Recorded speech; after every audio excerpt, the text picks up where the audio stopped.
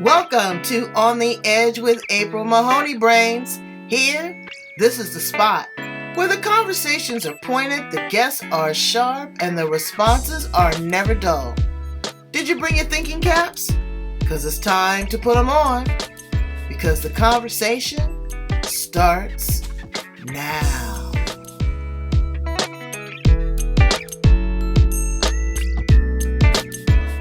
To On the Edge with April Mahoney. You guys know where you are. You're at the spot, your favorite place, your favorite podcast, the best one on the planet, where the conversation is pointed and the guests are sharp and the responses are never dull.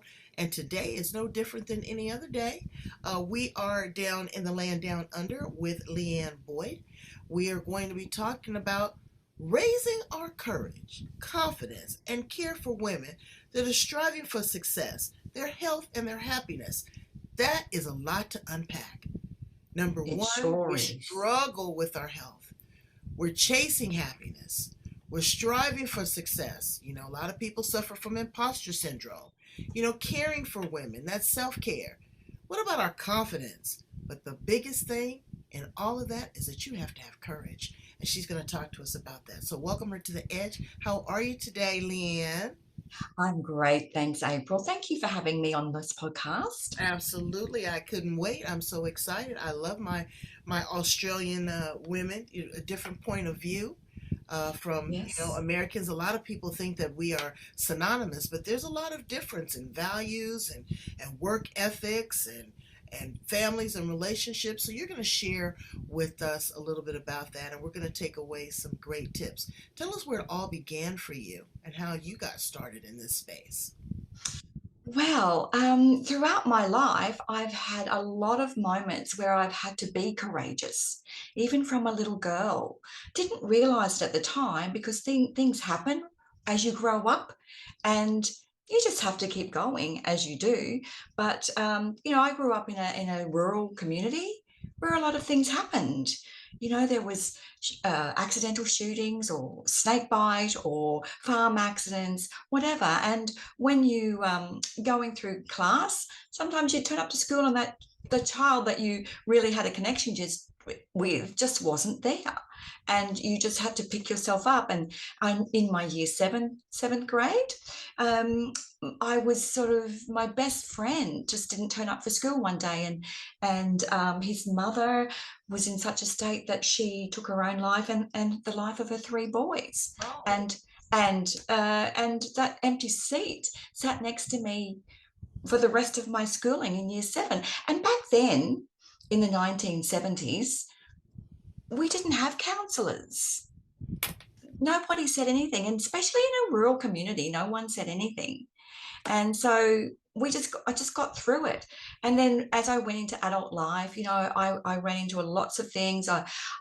We lost our house in a house fire, and my mother was badly burnt. And I've lost my dad to terminal disease, and my sister to cancer, and two best friends to cancer, and also a best friend to suicide. And it wow. was, and I thought, I've had a lot. I've even went through a stage there in my teenage years where, a lot of young people that I went to school with were getting their hot rod cars and driving down the road and thinking they were great, only to end up, a fatality. So, and I thought, throughout my life, one day, it was New Year's Day 2012, I thought, it was just after I lost my sister and my friend to cancer. And I just thought, I could sit here and really just wallow in this, or I could pick myself up and do something positive with it, because there has to be a reason why I've gone through all this in my life. And Mm. I decided that that reason was to go and help women who have also had tragic things happen in their life, who've had the loss. Loss is a big thing, and loss can be so many different things on so many different levels to different people. It can be the loss of a career, the loss of someone dear, the loss of a special procession, and you have to have courage to get over that loss. You do, Because, and you have to show up and recognize it. I use the yes, term you have to marinate in it. Unfortunately, because to whom much is given, much is required, and there's a lesson in all of this. correct. You need to take the gold nugget and run with it, because that's It's the hard to reason why. find, Leanne. It's hard to That's find. You're separating the wheat from the straw. You know, you are in it. yes, You're in the when you're in the thralls of it. You just feel that you're all alone. I have a friend that's much like you, has repeatedly lost dear friends, and she says that she's just paralyzed. She says she can't move from the bed to the bath because she's afraid if she gets in the tub, she's going to drown because she can't get out. because it's too raw just at that moment. And she has to allow herself that time, recognize where she is, recognize what she's been through, recognize her strengths for getting through it to that point. And now all she has to do is keep going. And every day is a day chance for a new beginning. Every day is a chance for something a little bit better than what you're going through right now. Like, I've been to the stage where I couldn't get out of bed. The only thing that got me out of bed was the toddlers that were coming in and sitting at my bed, begging me to get up, mummy, to do something for them. Right, right. I've been there, and you've just got to find that little glimmer somewhere in amongst all that crap that you're going through.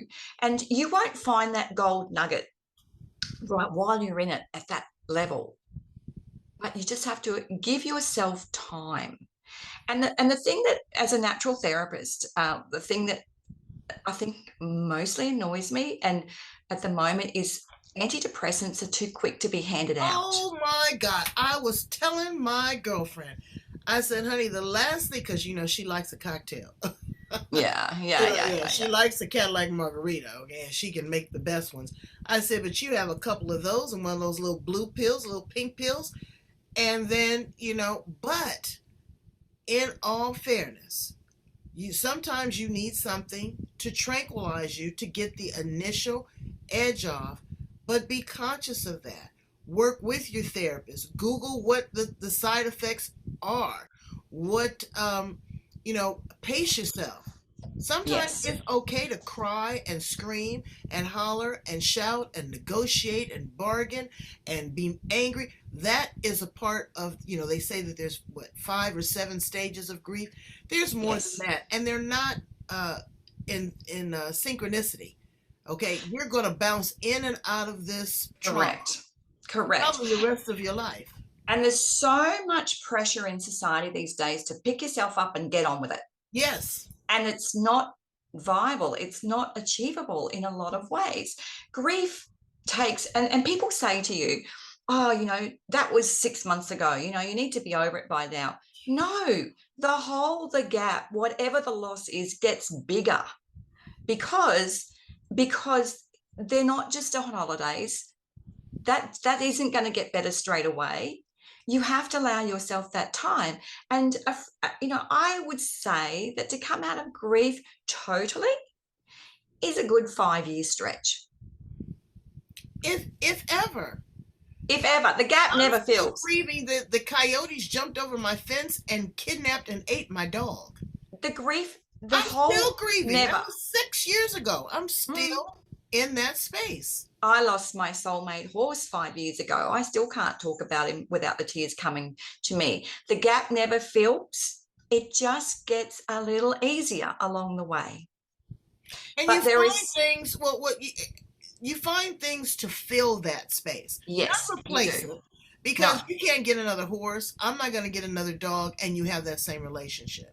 But Oh, what I did when I correct. lost my mom, yesterday was my mother's birthday, and Oh, happy birthday to heaven. yeah, but you know what? I filled it with wonderful things. Yes. I played Yes. the music that she liked. I went and got her favorite meal.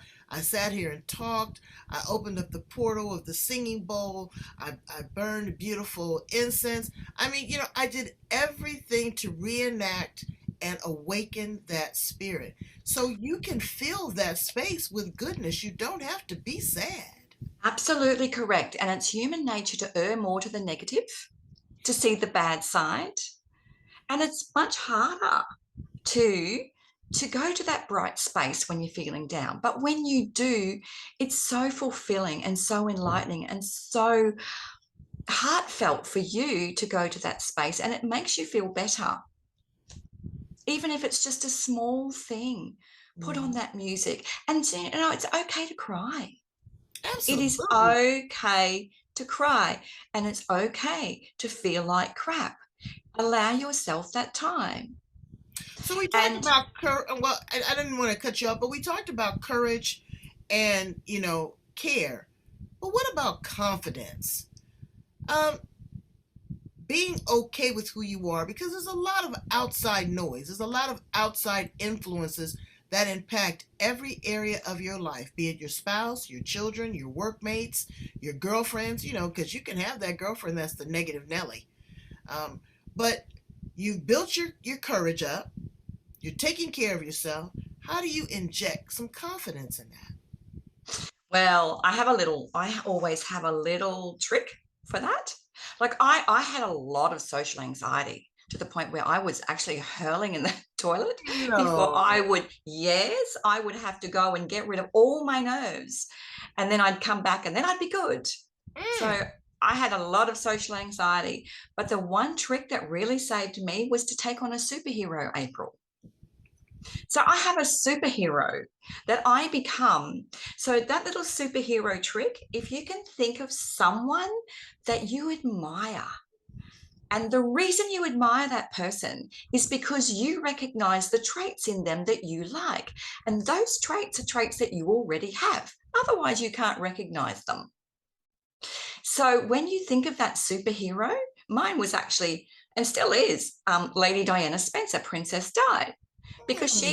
she was had so many issues, but she would get that courage and she would stand tall with such posture and grace, and she would walk into a room and shake hands and have great conversation. So before I did that, I would meditate on Diana Spencer. Meditate, get Well, her I into think my mine would mind. be mine would be Batgirl. Oh, there you Because go. I want a cape. So much pluck and spunk and sass I and want a cape. But yes, that is great because you take on that yeah, courage. You have that alter yes, ego. yes, I and have you a pretend. I do that. I shift my pain to the alter ego when I am Yes, in a different place. I say, okay, I'm gonna let you carry this, or when I'm in a quandary, I'm gonna let you figure this out, and I'll come back to you. It's yeah, like just a place to set it aside. I get that. the power of the mind is so amazing. Even if imagine them taking your arm and walking in with you, Mm. as an extra support, an anchor. And, no one knew that when I walked into a room to meet people that I was actually Lady Diana Spencer. Nobody knew that, but I did. And it made me feel great. And Mm. that was a big confidence kicker for me. I just, yes, it was great. And I That's always, good. I'm gonna use that more often. I am. yeah. And I always tell myself, what am I going to get if I don't do this? And the answer is, well, nothing. But what am I going to get if I do it and it turns bad? I'm going to get a lesson. But if I do it and it's great, then I've achieved something. So Mm. I always step in no matter what it is. I never go, no, I'm not doing that. Unless it's a strong, intuitive, no, definitely not. Well, then I don't. But if there's I don't know about it, I always step in because there's always something to be got from that. Because you have the courage to feel the fear, yet do it anyway. Yeah. Yeah. And that takes a lot. All right. So now you have built your courage. You are uh, distributing some self care. You have this confidence. You've got your alter ego, or your cape, or your other person. Yes. But now you are striving for success. There are, the overachiever. A lot of times, people that are perfectionists or overachievers, that can also show up as insecurity. How do you Mm. balance that?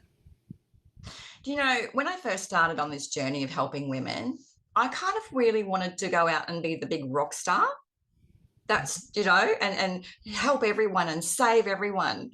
And then I just realized that's not really viable for me. I think you have to tune into what's comfortable for you because we all can be a little bit of suffer from comparisitis. Do you Oh, know right. where we're and fear of missing out and oh look what she's doing and that really fuels our insecurities.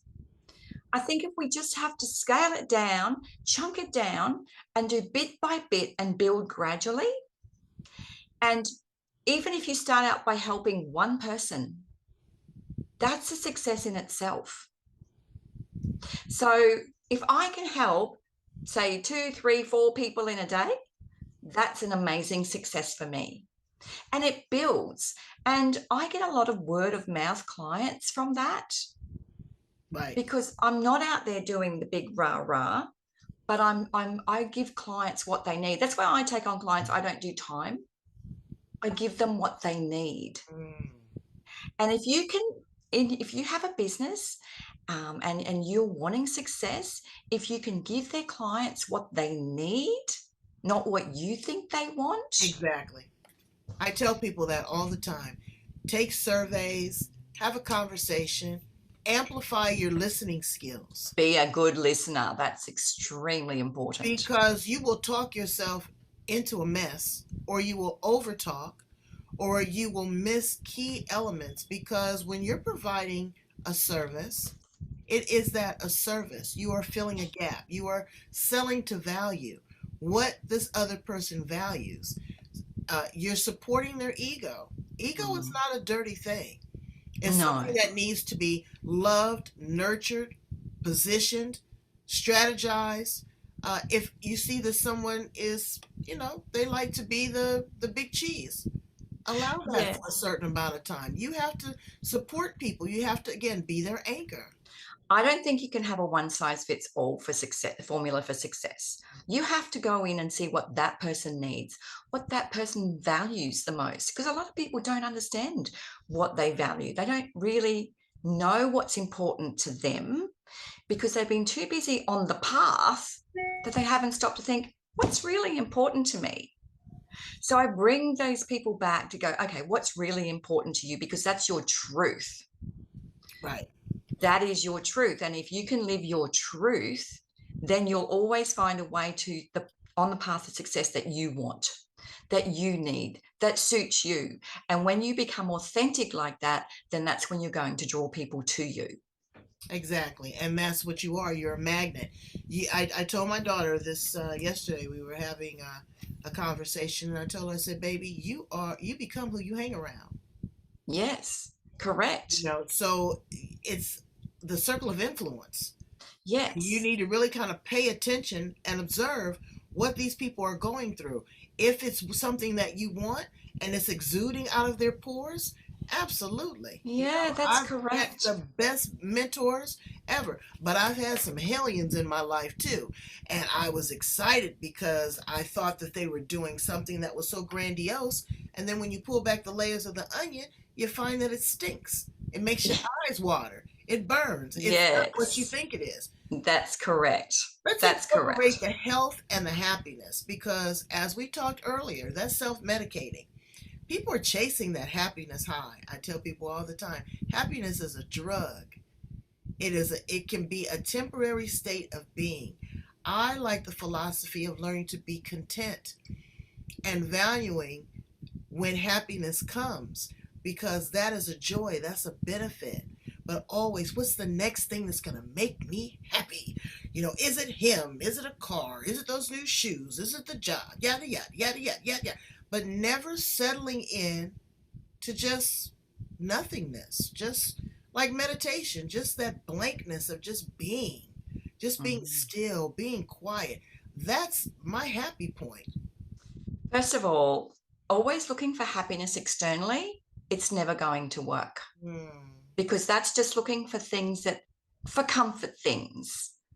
It's like people get into the habit of comfort shopping, retail therapy, and that's good in its space. But if you're constantly doing it, all you're trying to do is finding happiness and comfort elsewhere. You need to come back and find what's happening here in your heart and in your soul, and find out what's happening in there that you don't need, what you need to get rid of, and then fill it with the happiness that's in. Once you get rid of all that negativity and everything that you don't feel good, a lot of women don't feel good enough. And it does come from centuries of suppression. Hmm. And so we need to work on that. And when we move that, then you can replace it with happiness. Come back to you and find happiness within you. And then it's like saying to somebody, you got to love me, but I don't love me, but you've got to love me. It's really hypocritical. You've really got to come back and find the happiness within yourself. And then The happiness of that external person seems to magnify more than anything. You look at a relationship when he decides to go astray, or your partner goes with someone else. We, of course, as human beings, we internalize that. Oh, I wasn't good enough. I wasn't pretty enough. The sex wasn't good enough. I didn't, this, yada, yada, yada.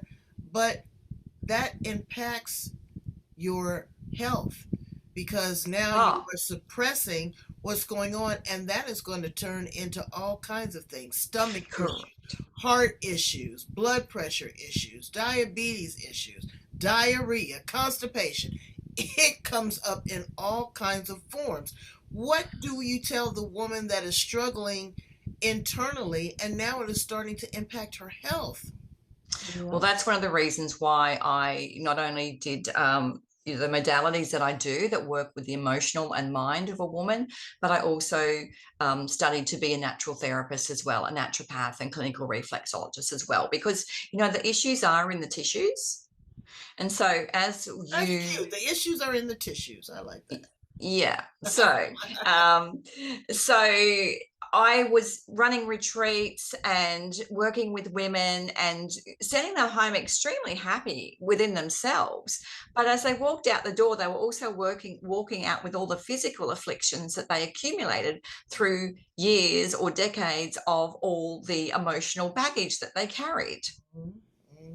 So, what I do as a natural therapist, I help clear the mind first, and then we look at the health issues and go, okay, your health issues will probably be improved slightly. They may be, most cases they are, because you've cleared the mind. Okay, you've cleared all that was dragging you down. So you're feeling higher, you're feeling more energized. And now we'll go back and we'll work and mop up all those physical ailments that you're afflicted with now. So we do one, we do the other. I mean, I can be working on the physical while I'm doing the emotional. It's just how the client wants to work it. But yes, but they're all like the mind and the gut are so connected. Oh my God. And all the emotions settle in different organs. Like for grief and loss, it settles in the lungs. We forget how to breathe because we're so busy shallow breathing because we're feeling so heavy. Our fear sits in our kidneys. It's like nervous wheeze. Our anger sits in the liver and gallbladder. Livered, it's in the language. So the emotions they pop up all over the body. So we work with both. So tell me some fun things about you. Because you're doing a lot. Yeah, you're doing a lot of heavy lifting. What is something that brings you personally the greatest joy? Not the kids, not the spouse, any of that. But what, and not being Lady Diana, because that would make me happy too, because I loved her. But what brings you joy? Okay. At the moment, getting a veggie patch organized. My husband has cut off, we're into recycling because we live on acreage, and he cut off half a water tank, and he's made this beautiful veggie patch that I can actually walk into the middle, and we have it all netted over so it looks like a big veggie dome. So that's bringing me a lot of joy at the moment. Yes, and I'm sure some good produce as well. Yes, and looking after my mother, who's 96. Well, I was, again, like I said, I was in my feelings yesterday. My mother would have been 93. And people don't realize, and everyone doesn't have the same relationship, but I was so fortunate to be able to be her caregiver. So I commend you for that. Work-life balance and also being a caregiver. It can be emotionally draining. Sometimes you're not hostile, but you can be resentful because somebody is sick, demanding what you do. There's a lot of emotion. You don't want to see your parents suffer. And, Yeah. and the place that you go is your own immortality. You know that you're not going to live forever. You see the signs and the symptoms. And I just turned 60 and I was like, oh my God. So instead of getting slowing down, I said, I'm gonna ramp this thing up for at least the next 15 years. I'm gonna rock it till the wheels fall off. And What do why you, not? what do you say to the woman that is, 60 plus and she's looking at herself and wondering about, the end? Well, I only started this journey that I'm on at 49. Mm, You can do whatever you want to do. It's just look for what's in your heart. Their age is only a number. It's just nothing. It's just almost like a condition that we put on ourselves. And women start to move in their life. How many successful women do you know that didn't start a business until 55? Or 60 or 65? They're out there. You just have to Google them. There's many, many, many successful women that started late in life because there is a biochemical reason for that too. Is because when we come through the other side of menopause, our hormones are changing and the chemicals in our brain are changing too. We don't have the dopamine and the oxytocin flowing around in our body that we used to have when we were in our childbearing years. Once we go through menopause, we're coming back to us. So right. I would say to that woman, this is a time to get going, babe, Yeah, that's what I say. because all your energies now are coming back to you. They are. And I'm The telling you, whether you believe it or not, your libido can get fired up too at 50 and 60. You are Correct. not just have to lay there like lunch meat. You can enjoy No, yourself, you know, correct. and there's passion in so many different kinds of ways. Oh my God. You've It- only got to look at that in the Netflix series Frankie and Grace and Frankie with Jane Fonda I and Lily watch it. Tomlin. They are funny, and Oh, their husbands took a different path. They found out who they were later in life, but they yeah. built such a friendship. What do you look for in a friend? Loyalty. Um, and also similarities, similar values, and sometimes fun. I want to go out and have fun. I do too. I You do. know, that's what I want in a friend. Someone I can ring up and go, "Hey, this is happening. Let's do it." You know? And you think back on the friend that you lost at such an early age in the seventh grade. Um, it's a certain it's a certain love that you have for Yeah, a friend. I tell people you can't pick your family. Them folks just happen to come there. But correct. your friends, you have a choice. Oh, that young boy, he was very loyal to me. Even though he's just a friend, he wasn't a boyfriend or anything, in seventh grade. We were just the best of friends. We shared a love of horses. He had a Palomino horse stud. I had little pinto ponies. He used to make me leather bracelets, and we were the best of friends. I know. He was just common ground is a great thing amongst friendships. Common Absolutely. ground, loyalty, and a sense of fun, a sense of to step in together. Um, you know, you look at those the friendship of Grace and Frankie, and they were total opposites. But when they realised that they did have common ground, they stepped out together, Yes. They were and that's inseparable. yes. And if you can find that, it's very hard. I find it's hard to find, but when you find it, it's like gold. Well, my mother told me, she says, if you leave this planet with three people, Correct. true friends, you Yeah. actually leave with a gift. Yes. And your mother was a wise woman saying that because that's true. That is so true. And And people come and in your life for a season. And you yes, don't have to be angry about parting ways. It's like a tree. Branches grow in different directions. Some of yes. them bear fruit, some of them rot at the root. So you And have to figure out what's important to you again, and your values change, your directions change, your desires change as you evolve on this journey. correct. And you also once again look at that friendship and go, what did I get from that? And what can I learn? And what did I learn from that? The Exactly. ones that move on, what did I get from it? What did I learn from it? Oh, I know to look out for that again. Do you know? Just Exactly. do a little self. analytical thing, but not too long. Don't get bogged down in it and just move on. What would you tell a 25-year-old Leanne Boyd? Oh my goodness, that's a good question. I would probably tell a 25-year-old Leanne Boyd is to trust yourself more, Mm, to trust yourself and be brave and step in, even if you always just step in and never doubt yourself, because when you're in it, you just have to keep going, don't you? yeah, you When do. you're in it, you just have to keep going, and how you come out the other side, well, that's whatever happens, but just step in, continual stepping in, because I look back at my 25-year-old self and I didn't trust myself and I did have lots of doubts. And when I look back at photos of myself at 25, I go, oh my God, girl, you were beautiful. Why did you doubt yourself so much? You Well, you know, had a lot of contributing factors. I And did, I and did. and But with that, that was probably your boundary and your shield. That bubble made you feel safe. yeah, but just step in. I'm a big one for stepping in. There's a little film. It's just a very short little film called, I think it is called Courage, and it's about this girl that's very fearful, and it's to classical music, and she's just seeing her fear ahead of her, but she just runs full steam at it. Mm. And the fear's a wolf, and she just Oh, runs at this wolf head on, wow. and then she just goes through. The wolf disappears, and she just goes through it, and she's triumphant at the end. It's like the monster under the bed. I Oh, you had one of those I hate too. that. I hated that when kids would, there's a monster under my bed. I said, come on, let's get the flashlight and get the broom.